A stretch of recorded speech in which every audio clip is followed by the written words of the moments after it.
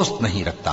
جن مسلمانوں سے خواہ مخواہ لڑائی کی جاتی ہے ان کو اجازت ہے کہ وہ بھی لڑیں، کیونکہ ان پر ظلم ہو رہا ہے، اور اللہ ان کی مدد کرے گا، وہ یقیناً ان کی مدد پر قادر ہے۔ یہ وہ لوگ ہیں کہ اپنے گھروں سے ناحق نکال دیے گئے، انہوں نے کچھ قصور نہیں کیا، ہاں یہ کہتے ہیں کہ ہمارا پروردگار اللہ ہے۔ اور اگر اللہ لوگوں کو ایک دوسرے سے نہ ہٹاتا رہتا تو خانقاہیں اور گرجے اور یہودیوں کے عبادت خانے اور مسلمانوں کی مسجدیں جن میں اللہ کا کثرت سے ذکر کیا جاتا ہے گرائی جا چکی ہوتی۔